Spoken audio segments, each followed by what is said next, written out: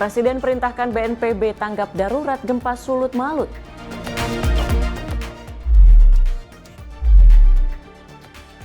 Survei Indikator 2026 sebut pemudik apresiasi program pemerintah. Produksi perikanan RI capai 26,25 juta ton.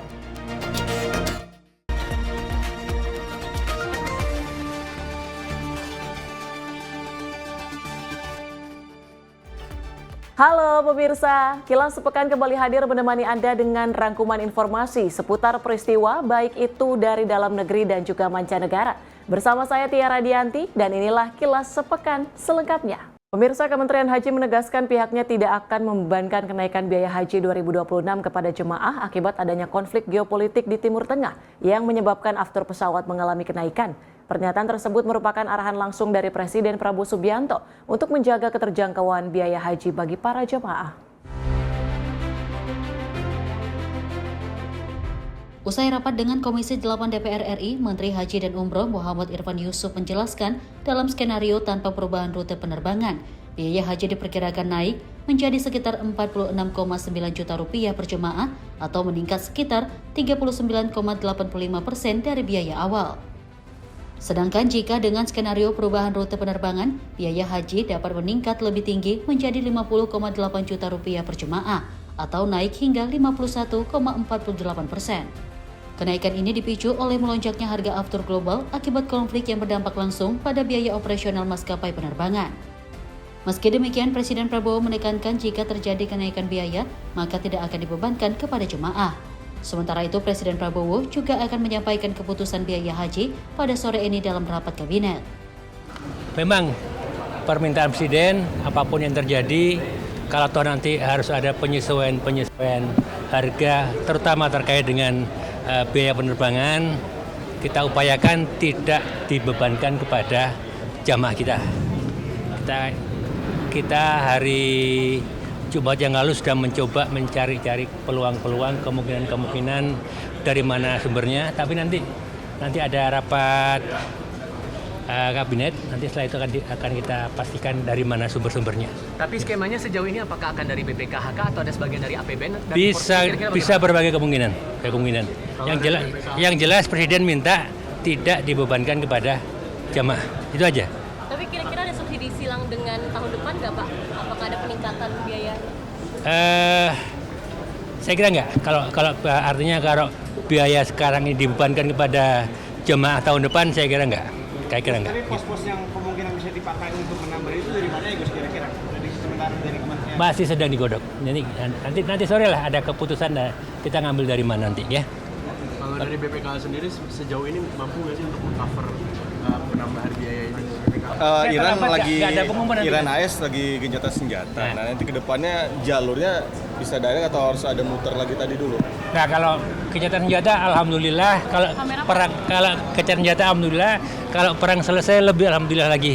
Artinya nggak ada perubahan, nggak ada perubahan ke kita ya. Gambaran skema keberangkatannya boleh dikasih gambaran? Tanggal 21 April masuk asrama haji, tanggal 22 berangkat.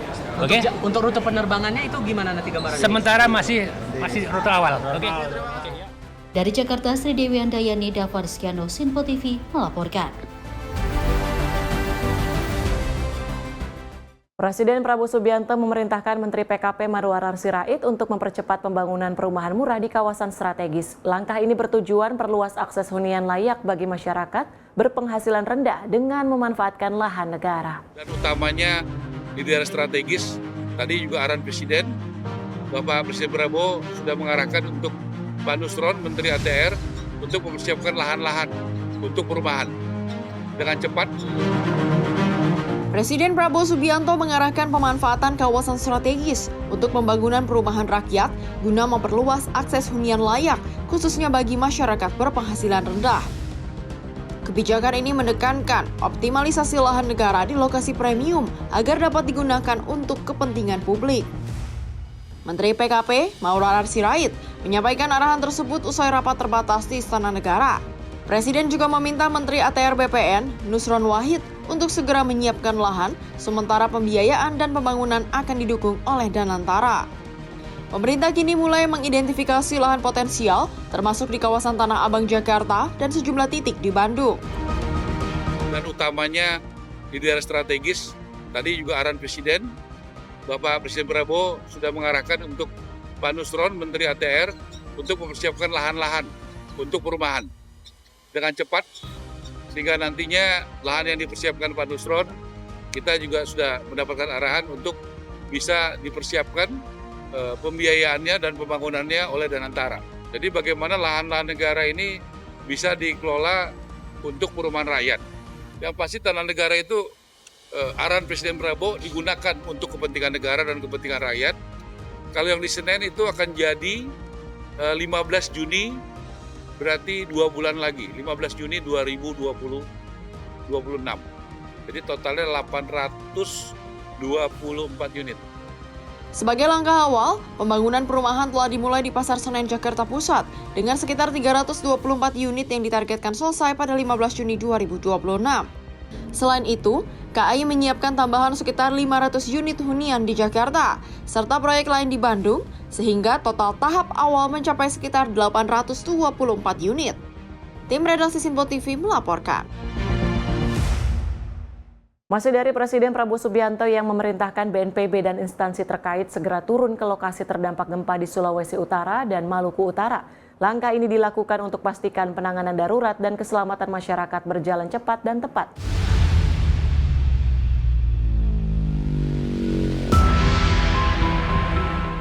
Pemerintah menindaklanjuti gempa berpotensi tsunami yang mengguncang perairan Bitung, Sulawesi Utara dan Maluku Utara pada Kamis 2 April 2026. Presiden Prabowo Subianto memerintahkan Badan Nasional Penanggulangan Bencana dan instansi terkait untuk segera turun ke lokasi terdampak. Kepala BNPB Suharyanto menyatakan langkah cepat ini sebagai bentuk prioritas pemerintah terhadap keselamatan masyarakat. BNPB menginstruksikan seluruh unsur di daerah, termasuk BPBD, TNI, Polri, dan kementerian, lembaga, untuk mengaktifkan posko tanggap darurat. Posko ini akan memastikan kebutuhan dasar warga seperti logistik, pakaian, dan air bersih terpenuhi, serta memverifikasi kerusakan rumah, fasilitas umum, dan infrastruktur lain akibat gempa. Bapak Presiden Prabowo Subianto sejak tadi pagi sudah mendapat laporan dan sudah memerintahkan kami, BNPB, BMKG, Basarnas, di bawah koordinasi Bapak Menko PMK, untuk terus langsung membantu masyarakat terdampak. Dan kami sudah diperintahkan di kesempatan awal, hari ini juga sudah harus berangkat ke daerah bencana. Dari posko itu, yakinkan kebutuhan dasar masyarakat terdampak, logistik permakanan, pakaian, air bersih dan sebagainya ini betul-betul bisa dipenuhi. Mohon ini juga segera dibentuk tim untuk melakukan asesmen, melakukan verifikasi, ya, sehingga data-data yang hari ini baru terkumpul sebagian, semakin hari, semakin waktunya berjalan, ini semakin lengkap dan semakin sempurna. Di satu sisi memberikan informasi yang betul, dan di sisi lain apabila ada masyarakat terdampak yang mendapat kesusahan atau asetnya atau rumahnya rusak, segera bisa dilaporkan dan dilakukan penggantian pada kesempatan pertama. Mungkin masih ada korban-korban lain yang perlu dicari, perlu ditemukan, perlu ditolong. Ini segera juga akan dibentuk tim-tim pencarian dan pertolongan. Nanti sesampainya kami di sana kita akan rapat lebih rinci dan detail untuk membahas, untuk menemukan, dan untuk menyelesaikan segala permasalahan penanggulangan bencana yang ada di daerah. Selain itu, BNPB menegaskan pentingnya kehadiran langsung Kepala BPBD di lapangan untuk memberikan informasi akurat dan memastikan korban terdampak mendapat penanganan cepat. Tim gabungan dari pemerintah pusat akan diberangkatkan ke Sulawesi Utara dan Maluku Utara guna memperkuat upaya pencarian, pertolongan, dan pemulihan di lokasi bencana. Tim Redaksi Simpo TV melaporkan.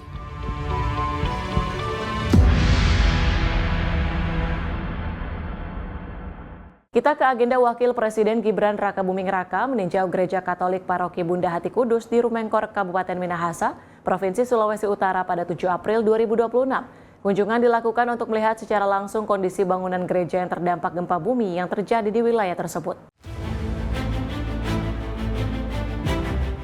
Sebagai rangkaian kunjungan kerja di Kabupaten Minahasa, Wakil Presiden RI Gibran Rakabuming Raka meninjau Gereja Katolik Paroki Bunda Hati Kudus di Rumengkor, Kecamatan Tongbulu, Provinsi Sulawesi Utara pada Selasa 7 April 2026. Kunjungan dilakukan untuk melihat secara langsung kondisi bangunan gereja yang terdampak gempa bumi yang terjadi di wilayah tersebut. Dalam peninjauan tersebut, Wapres didampingi oleh Gubernur Sulut, Julius Selvanus Lumba, Bupati Minahasa, Robi Dondo Kambri, serta Pastor Paroki Romo Immanuel. Berdasarkan hasil peninjauan, kerusakan yang terjadi tergolong minor, terutama pada bagian atap bangunan. Dalam kesempatan itu, Wapres menegaskan pentingnya penanganan cepat terhadap fasilitas yang terdampak. Tim redaksi Simpo TV melaporkan. Wakil Presiden Gibran Rakabuming mengunjungi agroeduwisata Gereja Masehi Injili di Timor Tarus di Desa Mata Air, Kabupaten Kupang, NTT. Hal ini untuk memperkuat kedaulatan pangan dan mendorong pemberdayaan ekonomi berbasis komunitas, sejalan dengan arahan Presiden Prabowo Subianto. Wakil Presiden Republik Indonesia Gibran Rakabuming Raka melakukan kunjungan ke Taman Agroeduwisata GMIT Tarus yang terletak di Desa Mata Air, Kecamatan Kupang Tengah, Kabupaten Kupang, Senin 6 April 2026. Di lokasi tersebut, Gibran berdialog langsung dengan para petani milenial setempat. Dirinya menyampaikan apresiasi terhadap pengelolaan kawasan agroeduwisata yang dinilai mampu melibatkan generasi muda dalam sektor pertanian. Kan fokusnya Pak Presiden kan ada swasembada pangan dan swasembada energi. Jadi Pak Presiden pesan kita produksi pertanian itu benar-benar pengen digenjot. Akan kita pikirkan dari A sampai Z-nya. Jadi masalah air, masalah benih, bibit, masalah pupuk, dan juga yang paling penting peralatan modern. Jadi kita nggak bisa lagi pakai tenaga, alat-alat manual, nanti kerja keras kita terbuang. Akan kita bantu ya Pak Gubernur ya dengan alat-alat yang lebih modern untuk peningkatan produksi panen dan juga lebih memudahkan teman-teman ini nanti bekerja. Dan yang saya paling senang di sini melibatkan anak-anak muda. Tadi saya lihat hasil panen sudah disuplai untuk MPK. Jadi kan untuk off-takernya kan sudah jelas ya, nanti digunakan untuk MPG. Termasuk yang perikanan ini disuplai juga ya. Jadi nanti PR kita ya Pak Gubernur ya, kita akan tambah alat-alatnya sesuai kebutuhan. Ia juga menekankan pentingnya modernisasi alat pertanian guna mencegah kerugian pasca panen serta meningkatkan produktivitas. Gibran mengingatkan pentingnya menjaga konsistensi pengelolaan kawasan agroeduwisata tersebut, terutama dalam mendukung rantai pasok pangan. Pemerintah akan mengoptimalkan seluruh rantai produksi pertanian dari hulu hingga hilir, termasuk pemanfaatan teknologi modern. Wapres juga mencatat keterbatasan alat dan mesin pertanian Al-Sintan di Desa Mata Air, serta meminta dukungan pemerintah daerah untuk memperkuat sarana produksi. Selain itu, Wapres menekankan pentingnya peran generasi muda dalam transformasi pertanian modern. Wapres turut mengapresiasi keterkaitan hasil panen dengan program makan bergizi gratis yang memberikan kepastian pasar. Agroeduwisata GMIT Tarus merupakan inisiatif Majelis Sinode GMIT yang mengintegrasikan pertanian, perikanan, dan edukasi dalam satu kawasan produktif melalui kolaborasi lintas pihak guna meningkatkan kesejahteraan masyarakat. Tim redaksi Simpo TV melaporkan. Sementara itu, Wakil Menteri Transmigrasi Viva Yoga Mauladi menyerahkan 109 sertifikat hak milik warga transmigrasi di Kecamatan Pulubala, Kabupaten Gorontalo. Penyerahan SHM ini diharapkan dapat memberikan kepastian hukum bagi warga transmigrasi. Wakil Menteri Transmigrasi Viva Yoga Mauladi menyerahkan secara simbolis 109 sertifikat hak milik SHM kepada masyarakat di kawasan transmigrasi Pulubala, Kabupaten Gorontalo pada Rabu 8 April 2026. Penyerahan ini dilakukan untuk meningkatkan kesejahteraan masyarakat transmigrasi hingga warga setempat yang ada di kawasan transmigrasi. Berbagai program pemberdayaan rakyat dilakukan, seperti peningkatan fasilitas umum, pendidikan, kesehatan, renovasi sekolah dan toilet, pembangunan infrastruktur, serta bantuan irigasi pertanian. Ya, hari ini kami dari Kementerian Transmigrasi mewakili Pak Menteri Iftitar hadir untuk menyerahkan 109 sertifikat hak milik warga trans yang ada di Kabupaten Gorontalo di kawasan transmigrasi Bulu Bala, dan besok kita akan berkunjung ke Kabupaten Gorontalo Utara di kawasan transmigrasi Sumalata. Jadi program transmigrasi itu adalah bagian dari Asta Cita Presiden. Melalui Kementerian Transmigrasi kita bisa melakukan program-program pemberdayaan rakyat untuk peningkatan fasilitas umum, pendidikan, kesehatan, renovasi sekolah, renovasi toilet, pembangunan infrastruktur, jalan non-status yang tidak dibangun oleh kementerian lain kita bangun, dan juga untuk bantuan irigasi pertanian, pembuatan tanggul-tanggul di sungai agar ada jaringan tersier di petani di kawasan transmigrasi. Intinya bahwa Kementerian Transmigrasi hadir di sini untuk dapat meningkatkan kesejahteraan bukan hanya masyarakat trans, tapi juga warga setempat yang ada di kawasan transmigrasi. Dengan begitu, Wamentrans berharap program transmigrasi yang menjadi bagian dari Asta Cita Presiden dapat bertransformasi jauh lebih baik. Dari Gorontalo, Shelly Siregar, Ahmad Amin, Sinpo TV melaporkan. Dan pemirsa, kami akan kembali usai jeda, tetaplah bersama kami di Kilas Sepekan.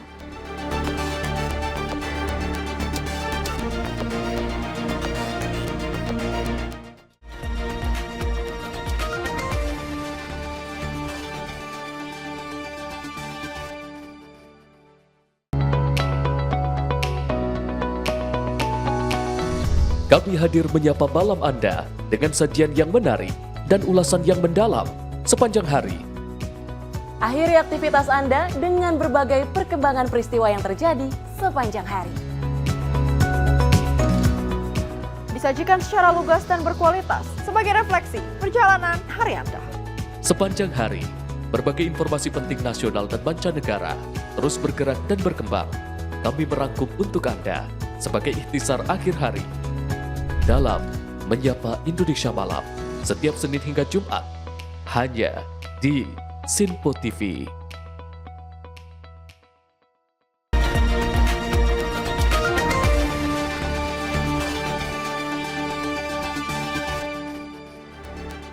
Anda kembali menyaksikan Kilas Sepekan dan informasi kami lanjutkan.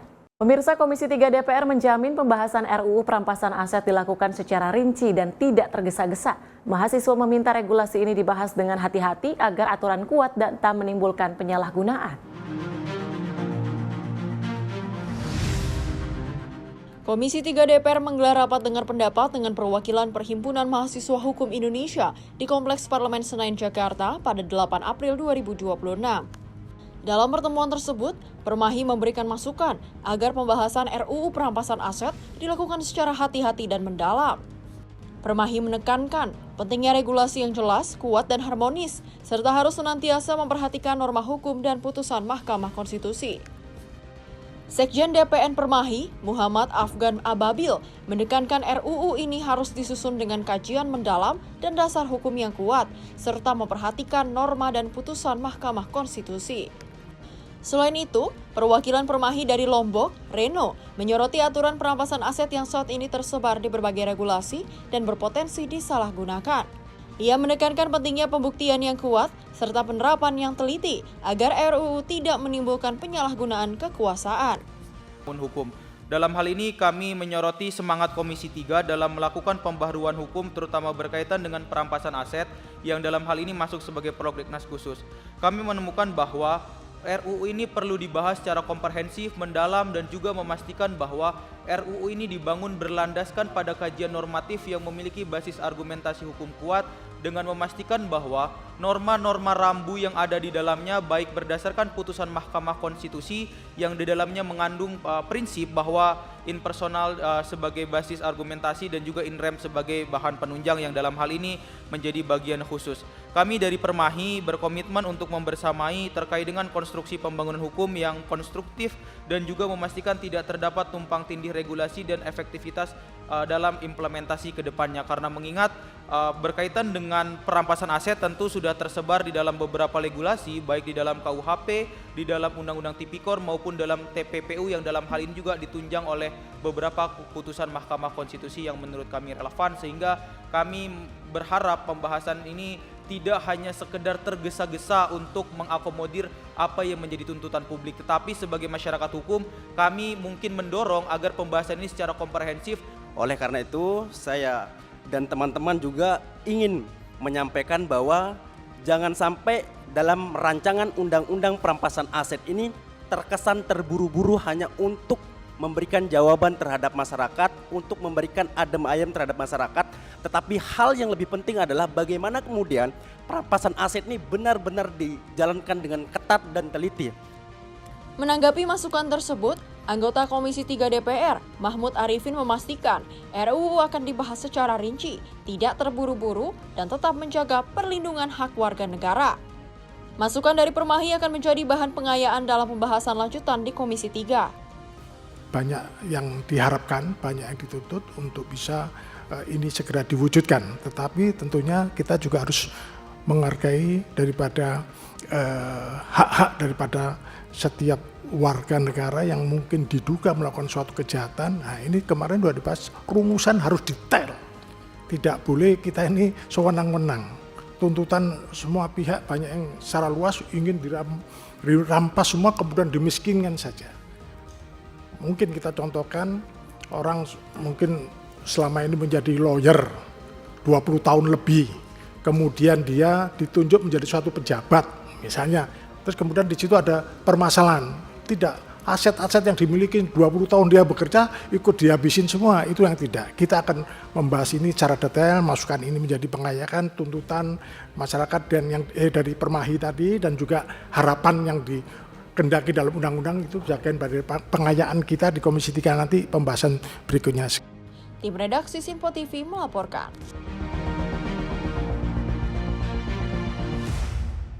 Survei indikator menunjukkan beberapa program pemerintah dinilai sangat membantu pemudik Lebaran 2026. Program mudik gratis dan bantuan pangan menempati peringkat teratas dalam kepuasan masyarakat.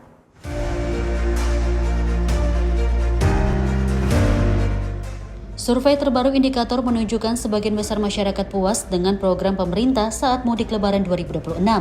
Program mudik gratis menempati posisi teratas dengan 86,9%, responden merasa sangat atau cukup terbantu. Diikuti bantuan pangan beras 10 kg dan minyak goreng 2 liter dengan kepuasan 83,5%. Sementara itu program diskon tarif angkutan umum 82,6%, jaminan harga BBM stabil 81,9%, dan diskon tarif tol 79,1% juga mendapat apresiasi masyarakat. Sementara peningkatan anggaran THR 74,5%. Dan kebijakan bekerja dari mana saja bagi ASN 63,4% relatif lebih rendah. Tingkat kepuasan ini dipengaruhi oleh popularitas program dan seberapa luas cakupan penerima manfaatnya. Peneliti utama indikator Hendro Prasetyo menekankan bahwa masyarakat yang mengetahui program tersebut cenderung menilai lebih positif. Program dengan cakupan luas seperti mudik gratis dinilai paling bermanfaat, sedangkan kebijakan terbatas seperti bekerja dari mana saja memiliki dampak yang lebih terbatas. Yang dianggap membantu itu program mudik gratis pertama. Baru kedua, meskipun paling populer ya tadi, bantuan pangan itu nomor 2. Meskipun tidak terlalu beda ya, dianggap membantu. Ternyata orang yang tahu tentang program-program itu lebih memiliki sikap positif dibandingkan masyarakat secara umum, karena mudik itu perjalanannya, diskon jalan tol itu dianggap membantu. Tim redaksi Simpo TV melaporkan.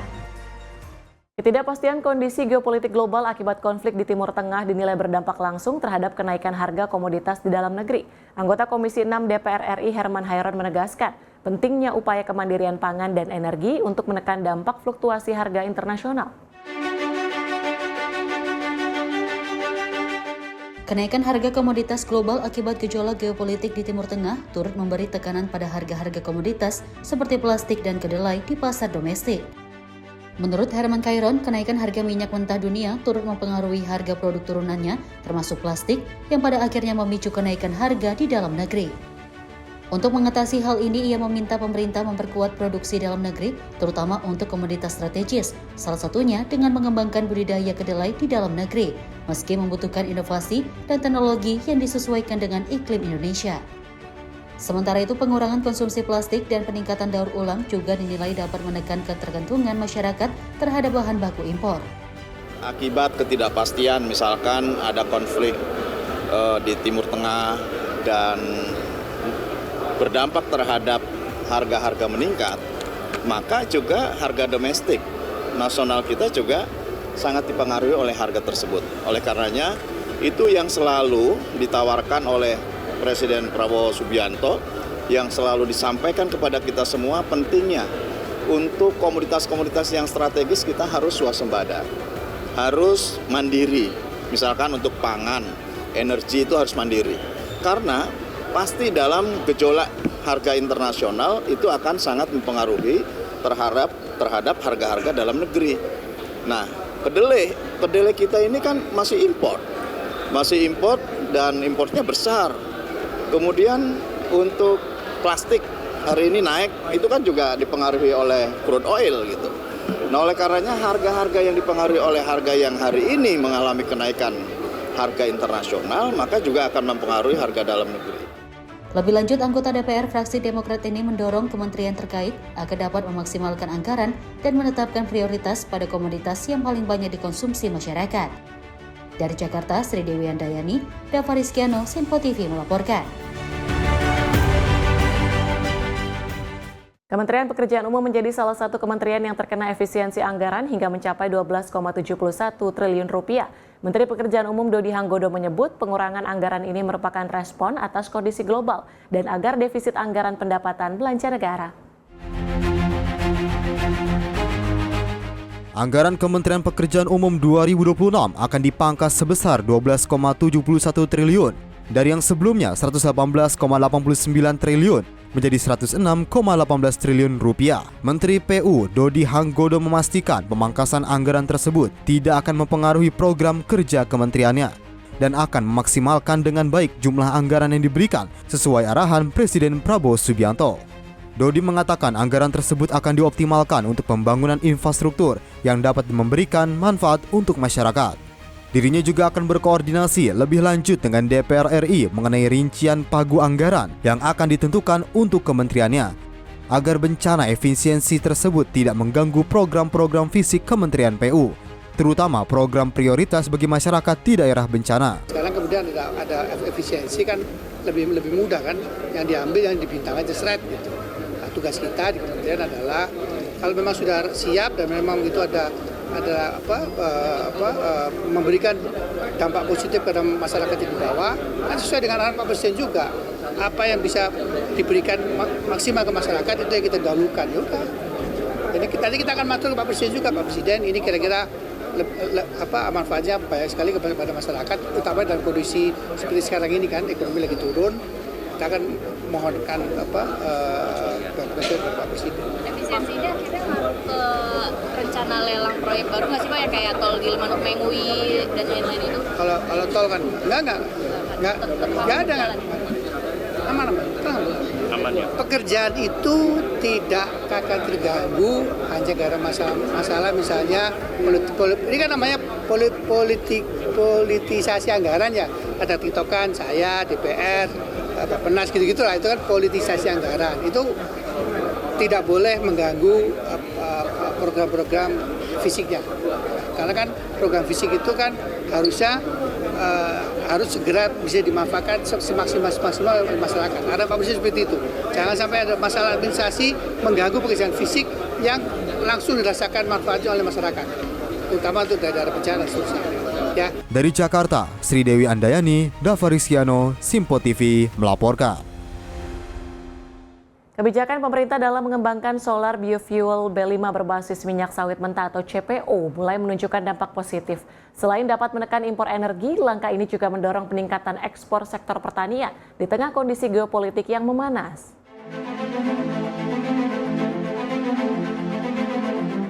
Pemerintah tengah berupaya menargetkan penghentian impor solar pada tahun ini sesuai dengan arahan Presiden Prabowo Subianto. Menteri Pertanian Andi Amran Sulaiman mengatakan pihaknya akan mengalihkan kebutuhan energi solar ke biofuel B50 yang berbahan baku CPO dalam negeri. Langkah ini dinilai berdampak pada penurunan CPO untuk ekspor dari yang sebelumnya 26 juta ton menjadi 21 juta ton.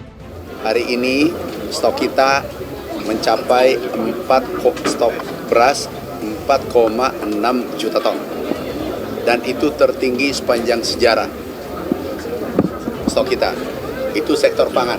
Kemudian yang menarik adalah biofuel.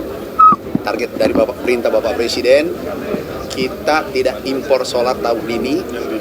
Itu kita gunakan dari CPO. 5,3 juta ton kita tidak impor solar. Di sisi lain, kita gunakan CPO kita untuk solar. Biofuel B50.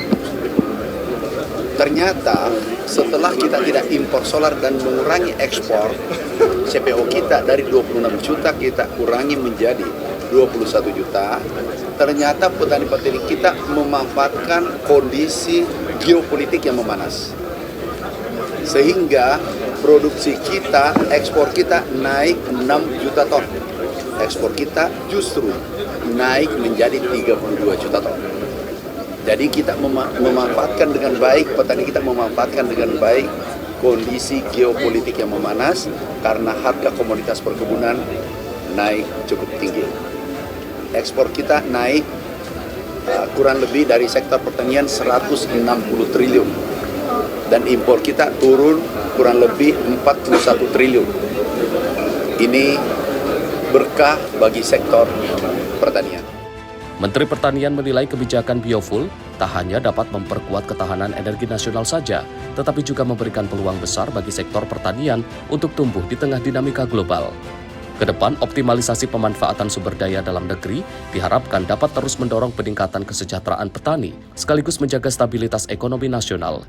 Dari Jakarta, Sri Dewi Andayani, Dava Rizkiano, Sinpo TV, melaporkan.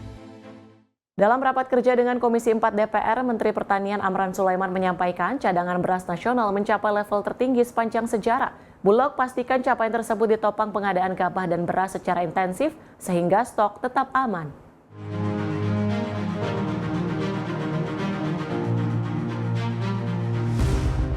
Dalam rapat kerja dengan Komisi 4 DPR Selasa 7 April, Menteri Pertanian Amran Sulaiman mengungkapkan bahwa cadangan beras pemerintah mencapai 4,59 juta ton per 7 April 2026.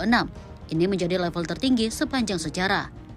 Ia menegaskan kondisi tersebut membuat stok beras nasional berada dalam posisi sangat aman. Menurutnya, ketersediaan beras diperkirakan cukup untuk memenuhi kebutuhan 10 hingga 11 bulan ke depan, sehingga mampu mengantisipasi dampak fenomena El Nino yang diprediksi berlangsung sekitar 6 bulan. Pemerintah pun mulai bersiap menghadapi musim kemarau yang diperkirakan dimulai pada April dan mencapai puncaknya pada bulan Agustus. Kondisi stok beras nasional Indonesia dipastikan aman untuk 10 sampai 11 bulan ke depan. Di sisi lain, El Nino diperkirakan 6 bulan. Jadi, insya Allah pangan kita aman. Untuk mendukung langkah-langkah tersebut, Kementerian Pertanian telah mensiagakan alat dan mesin pertanian berupa pompa air, traktor hand spray, transplanter, dan lain-lain. Untuk menjaga produksi pertanian, Kementerian Pertanian telah meminta daerah memetakan wilayah rawan kekeringan, mempercepat masa tanam, serta mengoptimalkan irigasi. Menyambung pernyataan tersebut, Direktur Utama Perum Bulog Ahmad Rizal Ramdhani menyebut capaian JBP tertinggi tidak lepas dari peran Bulog dalam menggenjot pengadaan gabah dan beras secara intensif, sehingga stok tetap terjaga dan aman. Kesimpulan, buffer stok Bulog dinyatakan dalam keadaan aman dan berlimpah. Kemudian yang kedua, Bulog siap menghadapi perkembangan dinamika global dan potensi perubahan iklim dengan menerapkan strategi dan langkah-langkah antisipasi sesuai dengan prosedur yang kami paparkan. Tim Redaksi Sinpo TV melaporkan. Kita ke informasi lain, pemirsa. Suasana euforia dan rasa syukur mewarnai ibu kota Iran setelah pengumuman kesepakatan gencatan senjata antara AS dan Iran. Suasana religius terasa kuat dengan warga mengibarkan bendera nasional serta menyampaikan doa dan ungkapan syukur sebagai bentuk penghormatan terhadap nilai-nilai spiritual.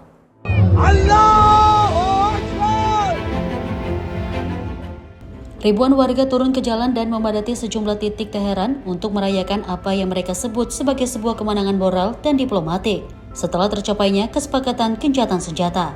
Suasana religius terasa kuat dengan warga mengibarkan bendera nasional, serta menyampaikan doa dan ungkapan syukur sebagai bentuk penghormatan terhadap nilai-nilai spiritual yang dianggap menjadi sumber kekuatan dalam menghadapi konflik. Bagi sebagian masyarakat, kesepakatan ini dipandang sebagai hasil dari keteguhan dan perjuangan panjang di tengah tekanan dan konflik yang berlangsung, serta sebagai bukti ketahanan nasional di masa krisis. Selain itu, kesepakatan damai ini juga memberikan harapan baru bagi pemulihan ekonomi, serta stabilitas di kawasan, termasuk potensi pembukaan kembali aktivitas perdagangan dan energi. Di media sosial, ungkapan kemenangan ramai digaungkan dan menjadi simbol optimisme baru bagi masyarakat pasca konflik dengan berbagai tagar yang menyebar luas di platform digital. Meski demikian, sejumlah pihak menilai implementasi kesepakatan masih menjadi tantangan di tengah dinamika politik dan keamanan yang terus berkembang, serta memerlukan komitmen kuat dari seluruh pihak yang terlibat. Tim redaksi Sinpo TV melaporkan. Suasana kota Baghdad, Irak berubah menjadi lautan kegembiraan usai tersebarnya laporan kesepakatan gencatan senjata antara Iran dan AS. Warga turun ke jalan untuk merayakan momen bersejarah sekaligus menyampaikan harapan agar Irak tak lagi menjadi arena konflik kekuatan asing.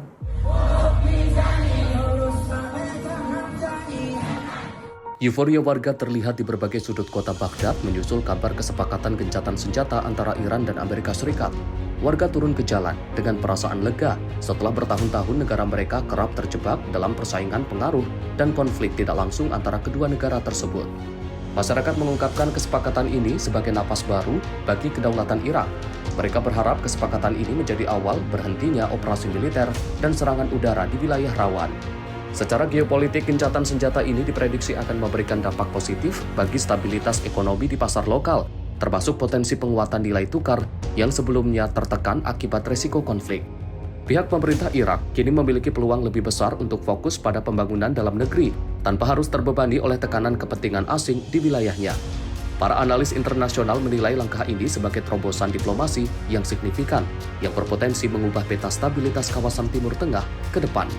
Tim redaksi Sinpo TV melaporkan.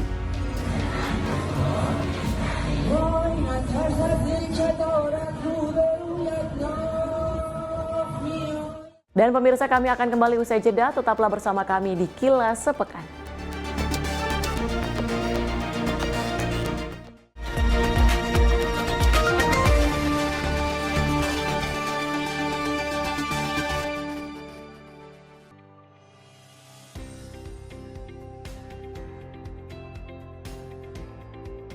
Beragam informasi terbaru hadir menemani Anda sebelum memulai hari. Waktu terbaik dengan rangkaian topik terpilih, dikemas dengan ulasan yang mendalam.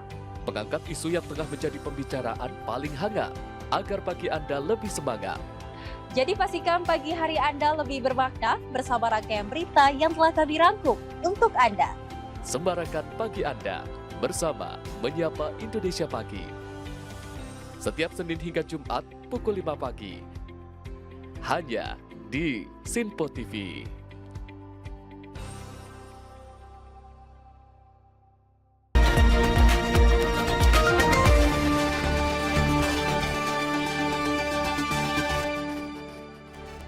Anda masih menyaksikan Kilas Sepekan bersama saya, Tia Radianti.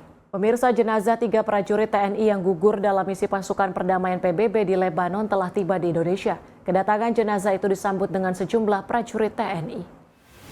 Jenazah 3 prajurit TNI yang gugur dalam misi pasukan perdamaian PBB di Lebanon atau UNIFIL telah tiba di Indonesia. 3 peti jenazah terlihat dimasukkan ke dalam mobil jenazah yang berjumlah 3 unit. Upacara penyambutan dipimpin langsung oleh Presiden Prabowo Subianto. Adapun ketiga prajurit yang gugur adalah Kapten Zulmi Aditya Iskandar, Sertu Muhammad Nur Ikhwan, dan Praka Farizal Ramadan. Pada minggu lalu, Praka Farizal Ramadan tewas usai proyektil meledak di dekat salah satu posisi kelompok tersebut di dekat desa Adkit Al-Qusair di Lebanon Selatan. Kemudian, keesokan harinya, Senin 30 Maret, PBB mengonfirmasi lagi 2 prajurit TNI meninggal setelah sebuah ledakan menghantam konvoi logistik UNIFIL. Sementara 2 lainnya terluka. Kemudian, keesokan harinya, Senin 30 Maret, PBB mengonfirmasi lagi 2 prajurit TNI meninggal setelah sebuah ledakan menghantam konvoi logistik UNIFIL. Sementara itu 2 lainnya terluka. Insiden itu terjadi di dekat Bani Hayyan di Lebanon Selatan. Dari Jakarta, Tio Malau, Dava Rizkiano, Sinpo TV melaporkan. Kepala Staf Angkatan Darat Jenderal TNI Maruli Simanjuntak memimpin upacara pelepasan 3 jenazah prajurit TNI kontingen Garuda Unifil. Prosesi pelepasan digelar secara militer di Bandara Suta, Tangerang, Banten. Kepala Staf Angkatan Darat Jenderal TNI Maruli Simanjuntak memimpin langsung upacara pelepasan 3 jenazah prajurit TNI. Upacara digelar di Terminal 3 Bandara Soekarno-Hatta pada Sabtu malam. Suasana haru menyelimuti prosesi saat keluarga turut mengantarkan kepergian para prajurit. Peti jenazah masing-masing dibalut bendera merah putih sebagai bentuk penghormatan terakhir dari negara. Jadi kami hari ini berduka, 3 anggota kita gugur, termasuk juga kami mendengar ada berita yang memang kami sendiri masih belum terlalu pasti untuk menerima kondisi terakhirnya. Ada yang kondisi masuk rumah sakit, ada berapa orang, ada di Angkatan Darat ada 2 orang. Memang kami belum dapat informasinya secara detail, tapi yang untuk 3 orang ini kami sangat kehilangan. Beliau-beliau ini adalah putra-putra terbaik kami yang memang kami pilih dulu untuk berangkat penugasan peacekeeping. Jadi mudah-mudahan nanti tindak lanjut penyelesaian ini saya kira sudah direncanakan oleh Mabes TNI, Kementerian Pertahanan, dan juga mungkin atas nama negara. Mudah-mudahan bisa semakin jelas bagaimana peristiwa ini terjadi. 3-nya merupakan bagian dari kontingen Garuda yang bertugas dalam misi perdamaian PBB di Lebanon Selatan.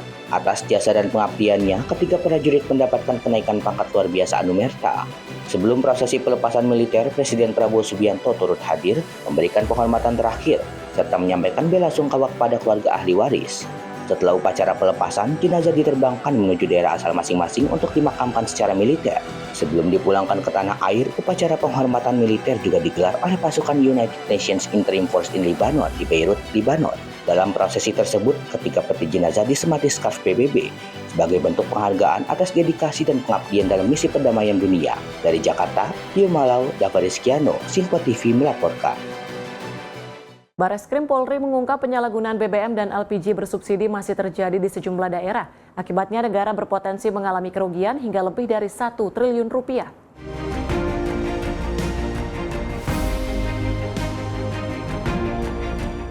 Wakabare Polri Irjen Pol Nunung Syafudin mengungkapkan penegakan hukum terhadap penyalahgunaan BBM dan LPG bersubsidi terus dilakukan sejak tahun 2025 hingga 2026. Hal ini disampaikan Nunung dalam konferensi pers penegakan hukum BBM dan LPG subsidi yang digelar di lapangan Bayangkara, Jakarta, Selasa siang. Nunung menyampaikan, dari hasil penindakan tersebut, Dirti Peter Bareskrim Polri menemukan potensi kebocoran keuangan negara mencapai lebih dari 1 triliun rupiah. Penyalahgunaan meliputi BBM bersubsidi serta LPG bersubsidi yang diperuntukkan bagi masyarakat tidak mampu. Nunung menjelaskan, kerugian dari penyalahgunaan BBM bersubsidi mencapai 500 miliar rupiah. Sedangkan penyalahgunaan LPG bersubsidi mencapai lebih dari 700 miliar rupiah.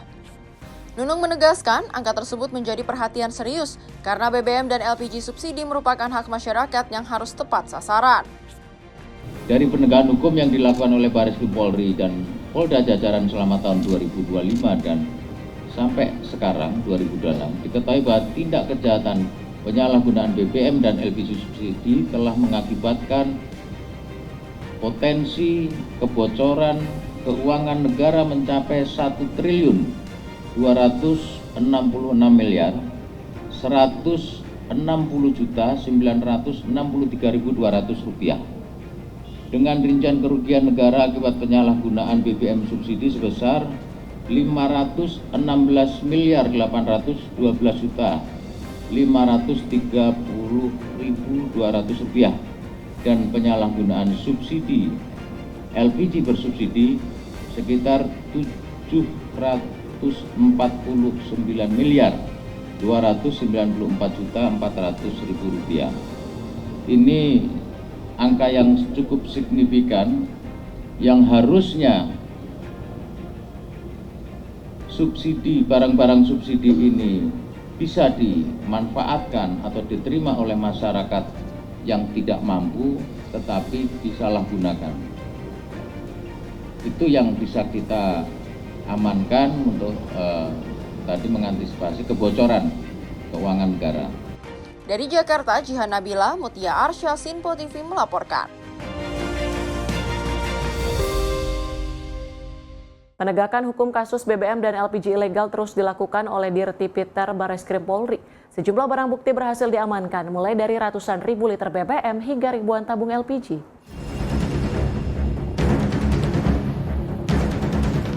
Direktur Tindak Pidana Tertentu Bareskrim Polri, Brigjen Pol M. Irhamni mengungkapkan sejumlah barang bukti berhasil diamankan dalam penegakan hukum kasus BBM dan LPG ilegal sepanjang tahun 2025. Irhamni menyatakan barang bukti tersebut diamankan oleh Bareskrim Polri bersama Polda jajaran di berbagai wilayah.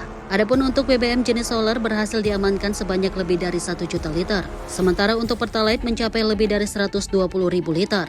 Barang bukti yang berhasil diamankan oleh Bareskrim bersama Polda jajaran periode 2025 tersebut sebanyak 1.182.388 liter jenis solar. Kemudian untuk jenis Pertalite sebanyak 127.019 liter. Kemudian gas 3 kilo sebanyak 17.516 tabung. Kemudian gas 5,5 kg sebanyak 516 kg. Kemudian gas 12 kg bisa dilakukan penyitaan dan diamankan 4.945 tabung. Kemudian gas 50 kg sebanyak 422 tabung. Kemudian untuk kendaraan roda 4 dan roda 6 sebanyak 353 unit.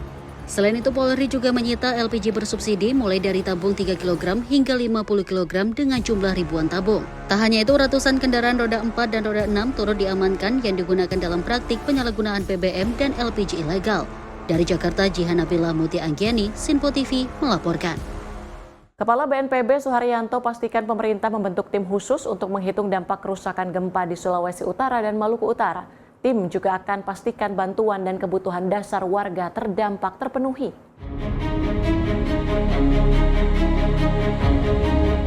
Kepala BNPB Suharyanto menyatakan pemerintah bergerak cepat menanggapi gempa bumi magnitudo 7,6 yang mengguncang Sulawesi Utara dan Maluku Utara. Ia memastikan tim khusus segera dibentuk untuk memverifikasi dan menghitung dampak kerusakan, sekaligus memastikan kebutuhan dasar masyarakat terdampak terpenuhi. Selain membentuk tim asesmen, BNPB meminta jajaran daerah, TNI dan Polri segera mendatangi warga terdampak, memberikan informasi akurat, serta menindaklanjuti laporan kerusakan rumah dan aset. Upaya pencarian dan pertolongan juga disiapkan menyusul laporan korban jiwa dan potensi evakuasi lebih lanjut. Hari ini baru terkumpul sebagian, semakin hari, semakin waktunya berjalan, ini semakin lengkap dan semakin sempurna. Dan di sisi lain, apabila ada masyarakat terdampak yang mendapat kesusahan atau asetnya atau rumahnya rusak, segera bisa dilaporkan dan dilakukan penggantian pada kesempatan pertama. Sesuai petunjuk Bapak Presiden lewat Sekretaris Kabinet, kami tim gabungan dari pusat di bawah koordinasi BNPB ini akan segera hadir baik di Maluku Utara dan Sulawesi Utara. Tentu saja ini adalah rapat awal, nanti sesampainya kami di sana kita akan rapat lebih rinci dan detail untuk membahas, untuk menemukan dan untuk menyelesaikan segala permasalahan penanggulangan bencana yang ada di daerah. Tim gabungan pusat di bawah koordinasi BNPB akan turun langsung ke lokasi terdampak untuk rapat lanjutan dan merumuskan langkah penanganan yang lebih rinci.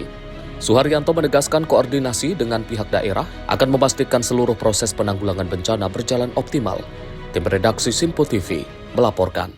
Kita ke informasi lain, pemirsa. Menteri Kelautan dan Perikanan Sakti Wahyu Trenggono menyampaikan produksi perikanan Indonesia mencapai 26,25 juta ton pada 2025, naik 3,8%. Dalam rapat kerja Komisi 4 DPR, ia pastikan stok dan ekspor produk perikanan tetap aman. Menteri Kelautan dan Perikanan Sakti Wahyu Trenggono menyampaikan bahwa produksi kelautan dan perikanan nasional terus meningkat. Pada tahun 2025, total produksi mencapai 26,25 juta ton, tumbuh 3,8% dibandingkan tahun sebelumnya, dengan kontribusi dari rumput laut, perikanan tangkap, dan perikanan budidaya. Dalam rapat kerja Komisi 4 DPR di Kompleks Parlemen Senayan, Jakarta, Selasa 7 April, Trenggono menambahkan bahwa nilai ekspor produk perikanan Indonesia juga naik signifikan. Tercatat 6,27 miliar dolar Amerika Serikat pada tahun 2025, menjadi capaian tertinggi 5 tahun terakhir. Ia menegaskan KKP tetap berkomitmen menjamin ketersediaan protein hewani di tengah dinamika geopolitik dan perubahan iklim. Produksi mencapai 26,25 juta ton menjadi capaian tertinggi yang terdiri atas 11,65 juta ton rumput laut, 7,85 juta ton perikanan tangkap, dan 6,75 juta ton perikanan budidaya. Di tengah berbagai tantangan yang dihadapi, kinerja sektor kelautan dan perikanan nasional hingga saat ini tetap menunjukkan capaian produksi dan ekspor yang terjaga dengan baik. Angka ini terdiri dari kontribusi produksi ikan tangkap sebesar 5,42 juta ton serta produksi ikan budidaya sebesar 5,15 juta ton. Berdasarkan hasil pemantauan, kami dapat melaporkan bahwa status ketersediaan ikan berada pada kategori aman hingga Juni 2026. Untuk periode April hingga Desember 2025, KKP memproyeksikan produksi ikan nasional mencapai 10,57 juta ton dengan produksi tangkap 5,42 juta ton dan budidaya 5,15 juta ton. Pemantauan di 8 kota besar menunjukkan ketersediaan ikan hingga Juni 2026 berada dalam kondisi aman. Tim redaksi Sinpo TV melaporkan.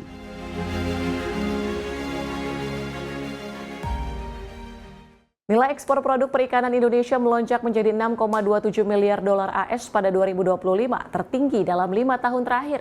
Menteri Trenggono pastikan kinerja ekspor dan produksi tetap kuat untuk jaga daya saing global.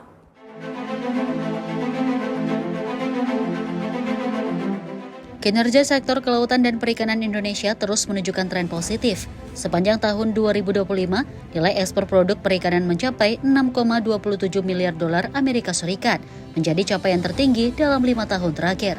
Menteri Kelautan dan Perikanan Sakti Wahyu Trenggono menyampaikan hal ini dalam rapat kerja bersama Komisi 4 DPR di Jakarta pada Selasa 7 April 2026 dan menekankan pentingnya capaian tersebut bagi daya saing industri perikanan nasional. Sementara itu, ekspor tahun 2026 hingga saat ini tercatat 950 juta dolar Amerika Serikat dengan tujuan utama Amerika Serikat, China, dan ASEAN serta komoditas terbanyak udang, tongkol, tuna, cakalang, dan cumi sotong gurita. Nilai ekspor produk perikanan Indonesia meningkat juga mencapai 6,27 miliar US dollar di tahun 2025. Juga menjadi capaian tertinggi dalam 5 tahun terakhir. Di tengah berbagai tantangan yang dihadapi, kinerja sektor kelautan dan perikanan nasional hingga saat ini tetap menunjukkan capaian produksi dan ekspor yang terjaga dengan baik. Dari sisi produksi, Indonesia mencatat 26,25 juta ton pada tahun 2025, tumbuh 3,8% dibanding tahun sebelumnya. Dengan kontribusi rumput laut, perikanan tangkap, dan budidaya, Trenggono menegaskan KKP tetap berkomitmen menjaga ketersediaan protein hewani serta mendorong peningkatan nilai tambah dan diversifikasi pasar ekspor. Tim redaksi Sinpo TV melaporkan. Kita ke Kementerian Komunikasi dan Digital memeriksa layanan Meta dan Google perihal kepatuhan terhadap PP Tunas yang resmi berlaku. Saat ini proses kedua layanan tersebut masuk ke dalam tahap pengawasan melalui implementasi PP Tunas.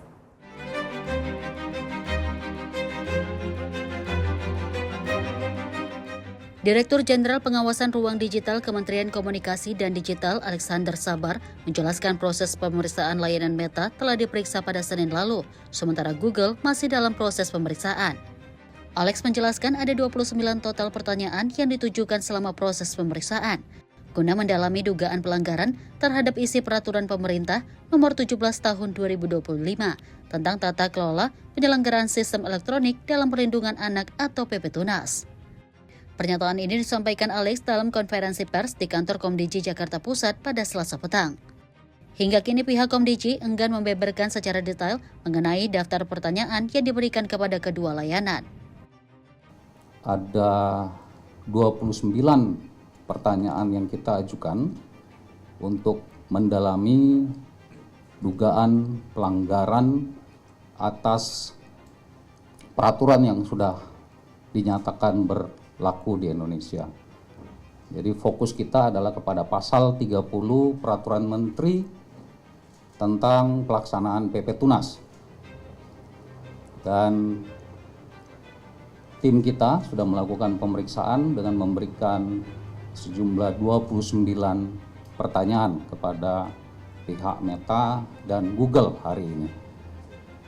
Meta sudah menandatangani berita acara pemeriksaan yang kita lakukan, dan tentunya Google juga akan melakukan hal yang sama untuk hari ini.